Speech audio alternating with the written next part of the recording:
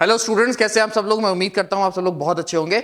Lecture number 15 तक हम लोग का हो गया था। लेक्चर नंबर 16 में हम लोग आज ऑप्टिकल आइसोमेरिज्म पे और आगे बात करेंगे। ऑप्टिकल आइसोमेरिज्म में हम लोगों ने बात किया था कि अगर किसी चेन में दो असिमेट्रिक कार्बन लगे हुए हैं तो दो असिमेट्रिक कार्बन के साथ वो कंपाउंड ऑप्टिकल आइसोमेरिज्म कैसे शो करेगा। तो आज हम लोग पढ़ेंगे कि ऐसा कोई कंपाउंड है जिसमें दो से ज्यादा असिमेट्रिक कार्बन लगे हुए हैं, तो वो ऑप्टिकल आइसोमेरिज्म कैसे शो करेगा। लेट्स सी, एक कोई चेन है, सपोज फिशर फॉर्मेट में, फिशर फॉर्मूला में उसका फॉर्मूला लिखा है। सपोज इधर क्लोरीन लगा है, क्लोरीन लगा है, क्लोरीन लगा है, क्लोरीन लगा है, इधर हाइड्रोजन लगा है, हाइड्रोजन लगा है, हाइड्रोजन लगा है, हाइड्रोजन लगा है, इधर C2H5 लगा हुआ है और इधर CH3 लगा हुआ है। इसको कंसिडर करते हैं। सबसे पहली बात तो हमको देखना है क्या इसके सारे कार्बन कायरल हैं। क्या ये वाला कार्बन कायरल है? बिल्कुल कायरल है। ये अलग ग्रुप है, ये अलग ग्रुप है, ये अलग ग्रुप है, ये पूरा एक अलग ग्रुप है। तो ये कार्बन भी कायरल है, ये कार्बन भी कायरल है, ये कार्बन भी कायरल है और ये कार्बन भी कायरल है। क्या ये कंपाउंड कायरल है? कार्बन्स तो सारे कायरल है। क्या ये कंपाउंड कायरल है?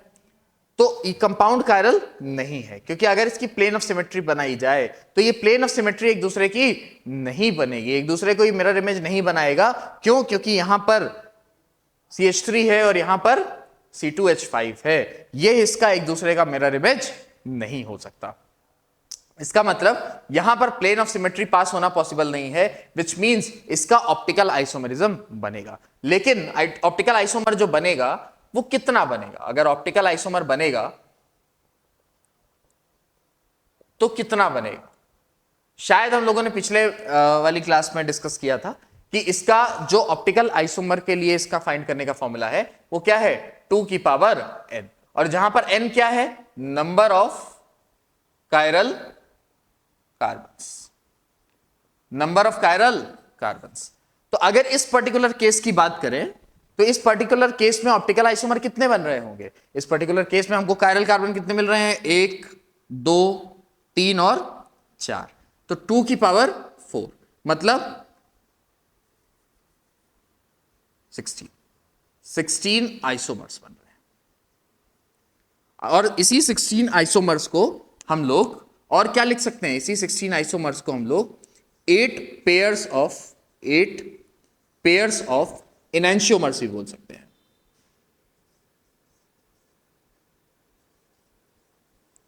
बोल सकते हैं, नहीं बोल सकते? बिल्कुल बोल सकते हैं। क्या इसमें कोई दिक्कत है क्या? नहीं, ये बहुत आसान है। क्या है? जितने नंबर ऑफ कार्बन्स हैं, कार्बन कंपाउंड कायरल है, पहला शर्त होनी चाहिए। तो पहली शर्त अपनी क्या होनी चाहिए कि कंपाउंड जो है वो कैसा हो? कायरल हो। कंपाउंड कैसा हो? कायरल हो।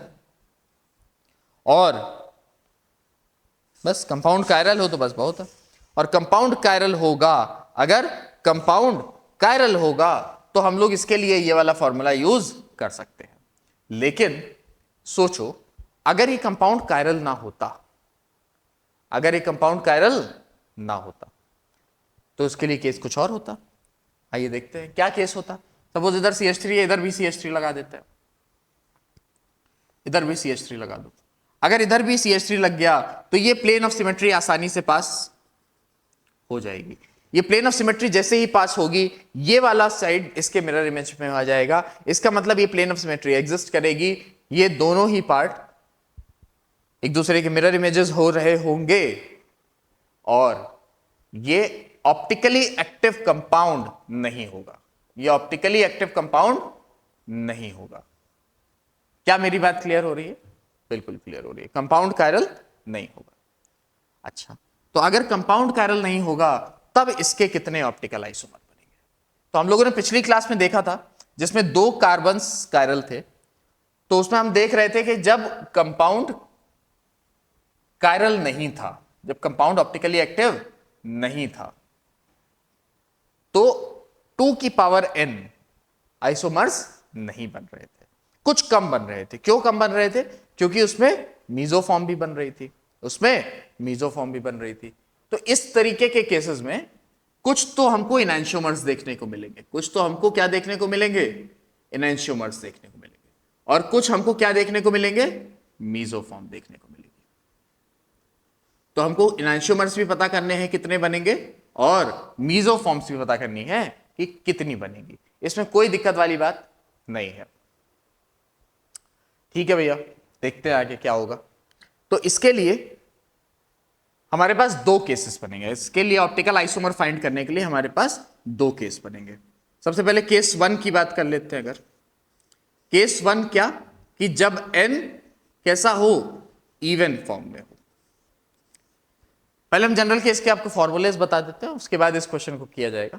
केस 1 होगा कि जब n इवन फॉर्म में होगा। n अगर इवन है, n का मतलब क्या, नंबर ऑफ कायरल कार्बन। अभी मैंने यहां लिखा था शायद कहीं, यहां लिख दे रहा हूं मैं दोबारा। n का मतलब क्या, नंबर ऑफ कायरल कार्बन्स। मैं उम्मीद कर रहा हूं आपको ये बात समझ में आ रही होगी। अरे हाँ कि ना, जहां कहीं भी हो घर पे आराम से बोलते जाओ। तो केस 1 क्या है, n इवन है। अगर n इवन है तो नंबर ऑफ ऑप्टिकल आइसोमर्स कितने होंगे, नंबर ऑफ एनांशियोमर्स लिख लेते हैं, या ऑप्टिकल आइसोमर्स लिखते हैं। ऑप्टिकल आइसोमर्स कितने होंगे। तो अगर n इवन है तो नंबर ऑफ ऑप्टिकल आइसोमर्स होंगे 2 की पावर n माइनस 1। कितना होगा, 2 की पावर n माइनस 1। और कुछ मीजोफॉर्म्स भी डेफिनेटली बन रही होंगी। तो मीजोफॉर्म्स कितनी होंगी, नंबर ऑफ मीजोफॉर्म्स 2 की पावर n बाई 2 माइनस 1। बहुत ध्यान देने वाली बात है, नंबर ऑफ ऑप्टिकल आइसोमर्स कितना है, 2 की पावर n माइनस 1, और नंबर ऑफ मीजोफॉर्म्स कितनी है, 2 की पावर n बाई 2 माइनस 1। तो टोटल फॉर्म कितना हुआ, टोटल कितना हुआ,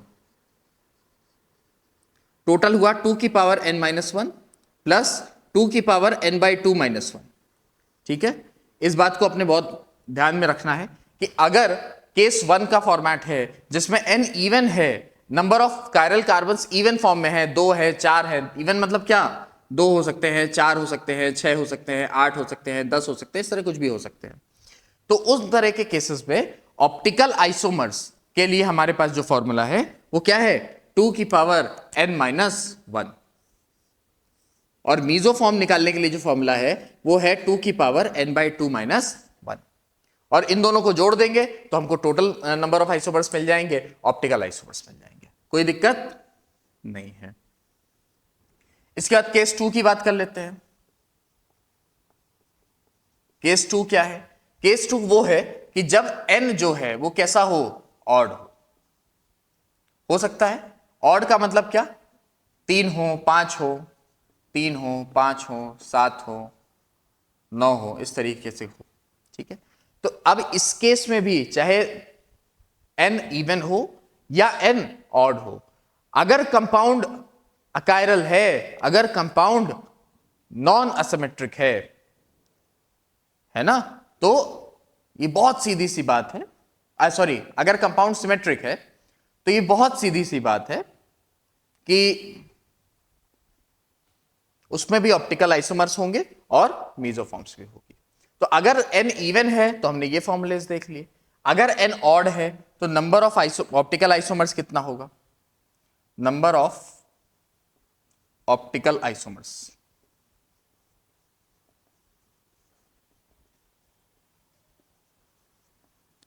नंबर ऑफ ऑप्टिकल आइसोमर्स कितना होगा, नंबर ऑफ ऑप्टिकल आइसोमर्स 2 की पावर n माइनस 1 माइनस 2 की power n minus 1 by 2।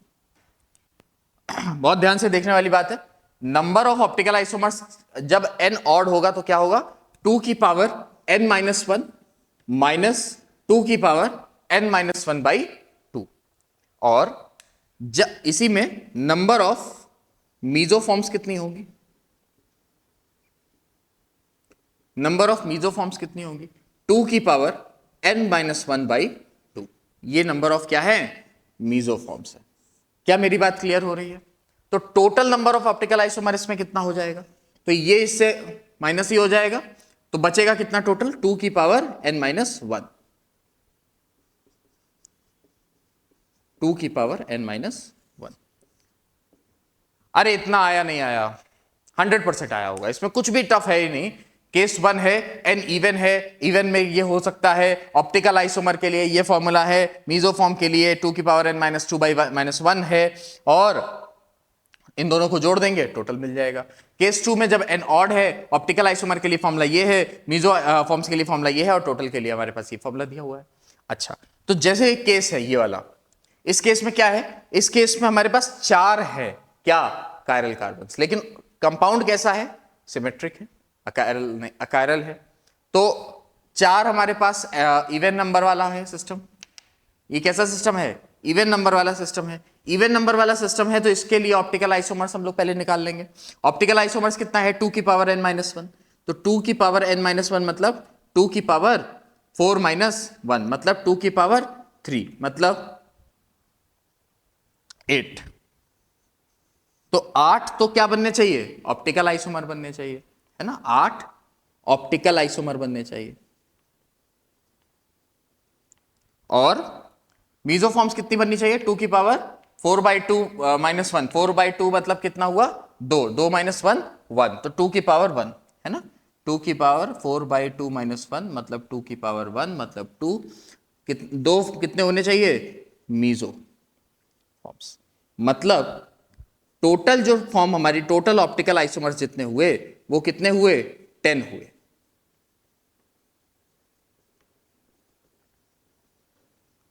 Total optical isomers कितने हुए, 10 आइसोमर्स हुए। जबकि सेम केस जब असिमेट्रिक था, जब कायरल कंपाउंड था, तो कितने हो रहे थे, 2 की पावर n मतलब 2 की पावर 4 मतलब 16।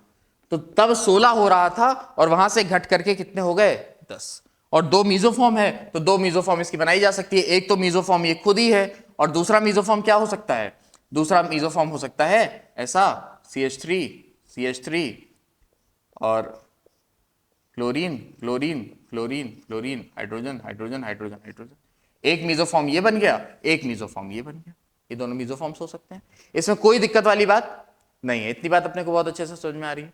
एक केस अपन वो भी ले लेते हैं चलो, जिसमें 3 कार्बन्स हैं, जिसमें कितने हैं, 3 कार्बन्स हैं। तो वो कैसा केस हो जाएगा, ऑड वाला हो जाएगा। तो आपको और अच्छे से समझ में आ जाएगा। ऑड वाला देख लेते हैं भाई, एक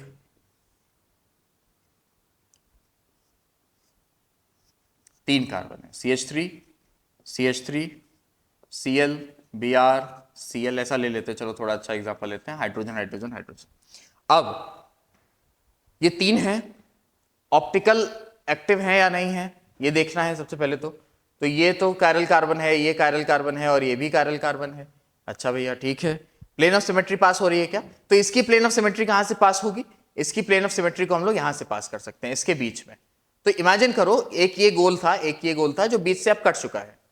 तो अगर ये कट गया है तो आधा हाइड्रोजन ऊपर चला गया प्लेन ऑफ सिमेट्री के, आधा हाइड्रोजन नीचे चला गया प्लेन ऑफ सिमेट्री के, इसमें कोई दिक्कत वाली बात नहीं है।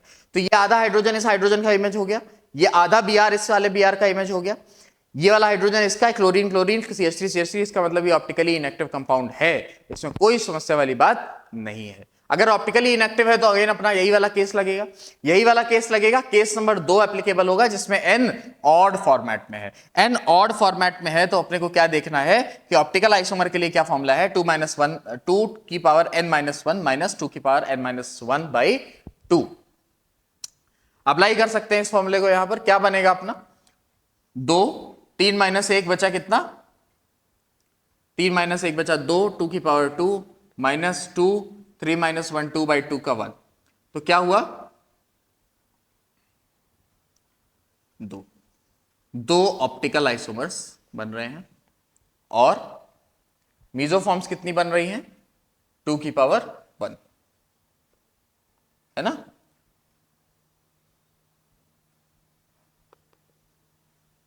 दो मीजोफॉर्म्स बन रही हैं, मतलब टोटल 4 बन रहा है।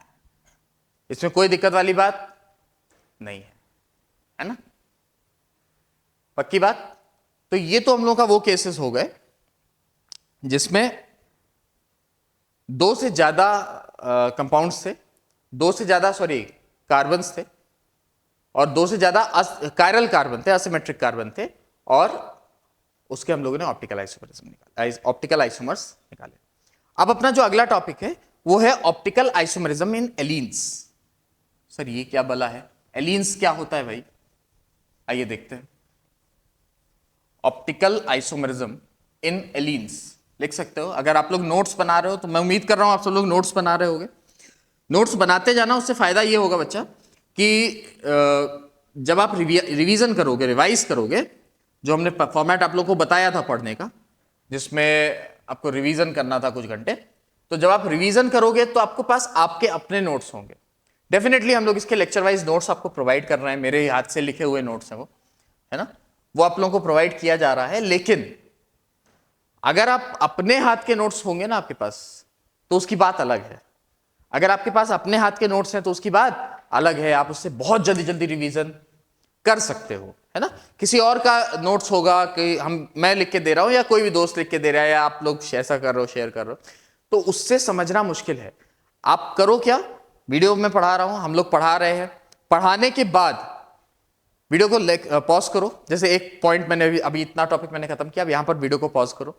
जितना अभी तक हमने इस लेक्चर में पढ़ाया है उसको आंख बंद करके खुद से लिख डालो। वो नोट्स आपके प्योर नोट्स होंगे, बहुत पक्के नोट्स होंगे, उसको कोई तोड़ नहीं है उसका, ना कोई बुक उसका तोड़ है, ना उसका कुछ भी तोड़ है। और फिर से एक बार जाकर के वीडियो पीछे से देख लो कि कहीं कोई पॉइंट छूटा तो नहीं है ना। चलो, तो अगला अभी अपना टॉपिक है ऑप्टिकल आइसोमेरिज्म इन एलीन्स। इन एलीन्स, तो सबसे पहली बात तो एलीन्स होता क्या है। तो अभी तक तो हम लोगों ने एल्कीन पढ़ा है। क्या पढ़ा है, एल्कीन पढ़ा है। जब कार्बन कार्बन पे डबल बॉन्ड होता है तो एल्कीन कहलाता है, ये हम पढ़ के आए हैं। जब इसी कार्बन, एक कार्बन ये हो गया, इसके बगल में दूसरा कार्बन है और इसके ऊपर भी डबल बॉन्ड लग जाए, इस तरह का केस बन जाए जिसमें दो साइमल्टेनियस कार्बन्स पर डबल बॉन्ड हो, तो इसको बोला जाता है एलीन्स। ठीक है, इसको क्या बोला जाता है, एलीन्स। अब ये एलीन ऑप्टिकल आइसोमेरिज्म शो करेगा या नहीं करेगा, इसकी अगेन वही केसेस हैं, वही कंडीशंस हैं। तो मिरर इमेजेस, मतलब ये दोनों ही होना चाहिए, मिरर इमेज नॉन सुपर इंपोजेबल होनी चाहिए और प्लेन ऑफ सिमेट्री पास नहीं होनी चाहिए। ठीक है, तो इसमें भी हम लोग वो केसेस चेक करेंगे जब भी करेंगे। तो इसमें क्या होगा, दो कंपाउंड्स इधर लग रहे होंगे और दो कंपाउंड्स इधर लग रहे होंगे। तो दो तरीके हैं अपने पास चेक करने के कि इसमें बनेगा कि नहीं बनेगा। दो तरीके कैसे हैं, ये दो तरीके हैं अपने पास, लेकिन एक उसकी ट्रिक भी है, एक उसकी ट्रिक भी है।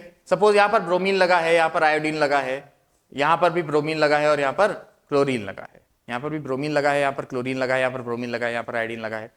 तो इसके दो कंडीशंस क्या हो सकते हैं, इसके दो कंडीशंस क्या हो सकते हैं, इसके दो कंडीशंस ये हो सकते हैं कि एक तो इसके हम लोग मिरर इमेजेस चेक कर लें। अच्छा, बहुत ध्यान देने वाली बात है कि अगर इस तरीके का एलीन है, इस तरीके का क्या है, एलीन है, तो अपने को ध्यान क्या देना है कि इसमें से दो सेक्शन, कोई या तो ये सेक्शन या ये वाला सेक्शन, इनमें से कोई एक सेक्शन प्लेनर होगा।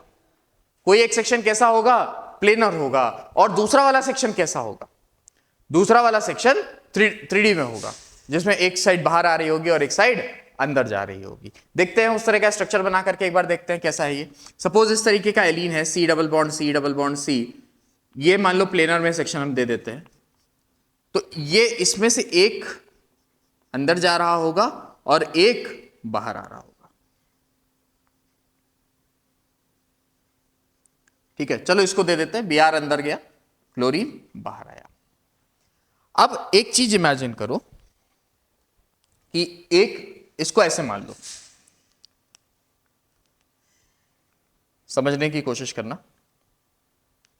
कि ये हमारा कंपाउंड ऐसे रखा हुआ है, बात समझ में आ रही है, ये कंपाउंड ऐसे रखा हुआ है, इस कंपाउंड को हमने ऐसे उठाया, ध्यान से देखना, ये कंपाउंड हमारा ऐसे रखा है, ये कंपाउंड हमने ऐसे उठाया, ये ब्रोमीन है, ये रेड वाला ब्रोमीन है, ब्लैक वाला क्लोरीन है, ध्यान रखना, ये ऐसा है, ये हमने ऐसे उठाया और इसको ऐसे घुमा दिया। क्या कोई दिक्कत हुई क्या, क्या कोई दिक्कत हुई क्या, ये ऐसे था, ये आया और हमने इसको क्या किया, ऐसे घुमा दिया, ये ऐसे था, ऐसे घुमा दिया, इसमें कोई दिक्कत नहीं है।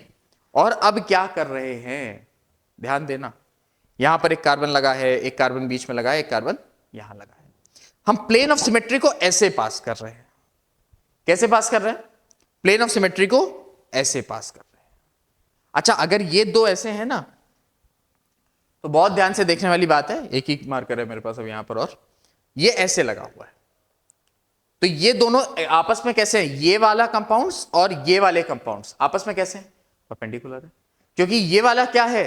प्लेनर में है, ये वाला प्लेन में है, और ये प्लेन से अंदर बाहर है। मेरी बात समझ में आ रही है कि नहीं आ रही है? एक किसी कार्बन पर प्लेन पे होंगे स्ट्रक्चर्स, तो दूसरे वाले में कैसे होंगे? अंदर बाहर होंगे। क्यों होंगे ये किसी दूसरे लेक्चर में अगर समय लगा तो डिस्कस करेंगे कि क्यों इसमें एक में अंदर होता है, क्यों बाहर होता है, क्योंकि उसका जो ऑर्बिटल डायग्राम है वो देख के अपने को बहुत अच्छे से समझना पड़ेगा। इस लेक्चर में अभी खाली इतना समझ लीजिए जितना आपके काम की चीज है बेसिकली अभी, कि अगर ये दो प्लेन में है तो ये दो बाहर होंगे, अगर ये दोनों प्लेन में है तो ये दोनों बाहर अंदर होंगे। इसमें कोई समस्या वाली बात नहीं। तो मेरी बात समझ में आ रही है कि नहीं आ रही है? कि ये ऐसा है और ये इधर आया हुआ है। हमने प्लेन ऐसा सिमेट्री पास किया। प्लेन ऑफ सिमेट्री कैसे पास किया? प्लेन ऑफ सिमेट्री एक ऐसे पूरी लेयर लिया और इसको ऐसे ऐसे ऐसे ऐसे इसके अंदर से किया। कर सकते हैं, नहीं कर सकते हैं? किया। अच्छा, ऐसे जब इसको पास करेंगे ना तो हमको क्या देखने को मिलेगा? जब इसको ऐसे हम पास करेंगे तो हमको क्या देखने को मिलेगा? कि ये जो प्लेन वाला स्ट्रक्चर था, ये जो प्लेन वाला एटम था, ये तो बीच से कट गया। अरे हाँ कि ना, ये बीच से कट गया, ये वाला बीच से कट गया, ये वाले कार्बन्स बीच से कट गए, लेकिन मतलब ये भी यार आयोडीन कट गया, ये कार्बन कट गया, ये कार्बन कट गया, ये कार्बन कट गया, लेकिन जब यहां पर आया ना केस, जब यहां पर केस आया तो ये कैसा निकला? ये प्लेन ऑफ सिमेट्री कैसी हुई? ये प्लेन ऑफ सिमेट्री ऐसे निकल गई, मतलब ये नीचे और ये ऊपर, और ये बीच से प्लेन ऑफ सिमेट्री चली गई। अरे हाँ कि ना, समझ में आ रहा है नहीं आ रहा है? ये नीचे, ये ऊपर, और बीच से प्लेन ऑफ सिमेट्री चली गई। अब जब बीच से प्लेन ऑफ सिमेट्री चली गई, ध्यान से सुनना, अब जब बीच में प्लेन ऑफ सिमेट्री चली गई तो ये एक दूसरे के क्या होने चाहिए? मिरर इमेज होने चाहिए। अरे हाँ कि ना, ये एक दूसरे के क्या होने चाहिए? मिरर इमेजेस होने चाहिए, तभी प्लेन ऑफ सिमेट्री सक्सेस होगी। क्योंकि ये बीच के जितना ये नीचे वाला कार्बन है आधा जो कटा है, वही आधे वाले ऊपर कार्बन का मिरर इमेज है। ये वाला बीच वाला आधा कार्बन जो नीचे कटा है, वही ऊपर वाले का मिरर इमेज है। इधर वाला कार्बन जो नीचे कटा है, वही ऊपर वाले का मिरर इमेज है। इधर ब्रोमीन जो नीचे कटा है, वही ऊपर वाले का ब्रोमीन का है। इधर आयोडीन जो कटा है, वही आयोडीन का है। अब ये दोनों भी क्या होने चाहिए? मिरर इमेज होने चाहिए, जिसमें हमको ये दोनों कंपाउंड कैसे मिल रहे हैं? अलग अलग मिल रहे हैं, डिफरेंट मिल रहे हैं। इसका मतलब एक दूसरे के मिरर इमेजेस नहीं हो सकते। इसका मतलब एक दूसरे के मिरर इमेजेस नहीं हो सकते। और अगर मिरर इमेज नहीं है तो इसका मतलब ये क्या है? प्लेन ऑफ सिमेट्री सक्सेस नहीं है। इसका मतलब यहां पर प्लेन ऑफ सिमेट्री पास नहीं हो रही है। और अगर प्लेन ऑफ सिमेट्री पास नहीं हो रही है, अगर प्लेन ऑफ सिमेट्री पास नहीं हो रही है, तो इसका मतलब कंपाउंड कायरल है। इसका मतलब कंपाउंड कायरल है। और अगर कंपाउंड कायरल है तो ऑप्टिकल आइसोमर शो करेगा, इसमें कोई दिक्कत वाली बात नहीं है। तो अपन कायरलिटी चेक कर रहे थे, इसका मतलब ये कंपाउंड कायरल है, तो मिरर प्लेन ऑफ सिमेट्री से तो पास हो गया। अच्छा, मिरर इमेज में देखते हैं, क्या हम लोग समझ सकते हैं कि मिरर हमारे बॉडी के, अगर अपने घर में देखो तो मिरर ऐसा भी हो सकता है। मिरर कितने जगहों पे लगाया जा सकता है? बेसिक सा ये मिरर हो सकता है हमारे यहां पर लगा हो, तो मेरी इमेज इस तरफ बन रही होगी। यही सेम एक्सेस इधर भी होगी, जो एक्सेस ये है वही एक्सेस ये है। तो अगर मिरर यहां लगा है और हमारी इमेज इधर बन रही है, क्या अगर मिरर इधर लगा होगा तो वैसी इमेज इधर बनेगी? इसमें कोई दिक्कत नहीं है। क्या ये वाला एक्सेस और नीचे वाला एक्सेस इक्वल है, सेम है? तो जो यहां पर मिरर लग रहा है वही इमेज यहां पर भी क्रिएट कर रहा है। जैसी इमेज नीचे से बन रही है वैसे इमेज ऊपर से बन रही है। एक सामने भी हो सकता है। तो हमारे पास तीन एक्सेस होने को तो ऐसे तिरछे भी हो सकते हैं, बट अपने पास जो बेसिकली आसानी से समझने वाला है वो तीन एक्सेस है जहां पर मिरर हम लोग लगा सकते हैं। ये तीन एक्सेस हैं जहां पर मिरर लगा सकते हैं। ऐसी तीन एक्सेस बाहर भी होंगी, नो डाउट। तो अगर हम इसकी एक मिरर इमेज क्रिएट करें, अगर इसकी एक हम मिरर इमेज क्रिएट करें, ऐसी क्रिएट करें कि यहां पर सामने मिरर लगा है, ध्यान से, बहुत ध्यान से देखना, इस कंपाउंड के सामने मिरर लगा है, तो क्या होगा? ये Br बिल्कुल Br की तरह दिखेगा, ये I बिल्कुल I की तरह दिखेगा, ये तीनों कार्बन्स बिल्कुल एज इट इज दिखेंगे, लेकिन जो पीछे ब्रोमीन लगा हुआ है ये बाहर आ जाएगा। जो पीछे ब्रोमीन लगा ये किस तरफ हो जाएगा? बाहर निकलने लगेगा, और जो बाहर निकल रहा क्लोरीन है ये किस तरफ जाएगा, अंदर जाएगा। बात समझ में आ रही है? तो अगर इसको हम ऐसा मान लें कि एक यहां पर मिरर इमेज, ये मिरर लगा है मान लो, और ये फ्रंट पे लगा हुआ है, इसकी इमेज यहां पर मैं बना रहा हूं, तो कैसी बनेगी, ये carbon double bond carbon double bond carbon, इधर ब्रोमीन रहेगा, इधर आयोडीन रहेगा, और जो अंदर जा रहा है वो क्या हो जाएगा, क्लोरीन, और जो बाहर आ रहा है वो क्या हो जाएगा, ब्रोमीन। क्या इसमें कोई दिक्कत है क्या? क्या इन दोनों में कोई दिक्कत है क्या? बिल्कुल नहीं। ये दोनों मिरर इमेजेस हैं, लेकिन क्या सुपर इंपोजेबल हैं? सुपर इंपोजेबल नहीं है। क्यों नहीं है? क्योंकि जब इतना सेक्शन तो सुपर इंपोज हो जाएगा, इतना सेक्शन सुपर इंपोज हो जाएगा, लेकिन ये वाला जो सेक्शन है, ये वाला जो सेक्शन है, ये सुपर इंपोज नहीं हो पाएगा। और जब ये सुपर इंपोज नहीं हो पाएगा, इसका मतलब ये दोनों एक दूसरे की सुपर इंपोजेबल मिरर इमेज नहीं है। और अगर ये एक दूसरे की सुपर इंपोजेबल मिरर इमेजेस नहीं है, विच मीन्स ये कंपाउंड कैसा है, कायरल। और अगर कंपाउंड कायरल है तो वो क्या शो कर रहा होगा, ऑप्टिकल आइसोमर्स। वो जरूर बना रहा होगा क्या, ऑप्टिकल आइसोमर्स। अच्छा, इसका आसान तरीका देखने का क्या है? आसान तरीका देखने का यह है कि अगर ये दोनों डिफरेंट हैं और ये दोनों डिफरेंट हैं, मतलब ये हो सकता है ये दोनों सेम दिख रहे हैं, लेकिन ये दोनों आपस में डिफरेंट हैं और ये दोनों ग्रुप्स आपस में डिफरेंट हैं, तो भी ये कंपाउंड कायरल है। इसको हम लोग सीधा सीधा भी बोल सकते हैं। तो सर इतना सारा क्यों बताया? अरे यार, तुमको आना भी तो चाहिए ना। मान लो नहीं समझ में आ रहा है वहां पर, तो आना भी तो चाहिए। अपन मिरर इमेज काट के भी देख सकते हैं ना, अपन प्लेन सिमेट्री भी पास करके देख सकते हैं ना। तो बेसिक नियम यह है कि ये दोनों भी डिफरेंट होने चाहिए और ये दोनों भी डिफरेंट होने चाहिए, है ना। ये दोनों भी डिफरेंट होने चाहिए और ये दोनों भी डिफरेंट होने चाहिए, तो ये आसानी से पॉसिबल हो जाता है। ठीक है। अच्छा, मान लो ऐसा होता है, ये केस, एक केस और ले लेते हैं समझने के लिए। मान लो ऐसा होता है, ये carbon double bond carbon double bond carbon, bromine, iodine, chlorine और क्लोरीन। अब ये केस में ये दोनों कैसे हो गए, सेम हो गए, जबकि ये दोनों कैसे हैं, डिफरेंट हैं। भले ही ये दोनों डिफरेंट हैं, लेकिन अगर ये दोनों भी सेम हैं तो ये कार्बन ऑप्टिकली एक्टिव कंपाउंड नहीं होगा, ये ऑप्टिकली एक्टिव कंपाउंड नहीं होगा, यानी कायरल नहीं होगा। क्यों नहीं होगा, इस बात को आप लोग एक बार सोचने की कोशिश करना, मिरर इमेज पास कर बना करके देखना, प्लेन ऑफ सिमेट्री पास करके देखना, और कोशिश करना कि ऑप्टिकली एक्टिव होगा या नहीं होगा। मैं कह रहा हूं नहीं होगा, मेरा मत है नहीं होगा। अगर ऐसे कुछ कमेंट्स आते हैं कि नहीं होगा, तो अपन अगली क्लास में इसको बहुत अच्छे से और एक अच्छे से इसमें प्लेन ऑफ सिमेट्री पास करके देखेंगे, इसमें मिरर इमेज भी क्रिएट करके देखेंगे कि ये हो रहा है या नहीं हो रहा है। ठीक है। इसके बाद एक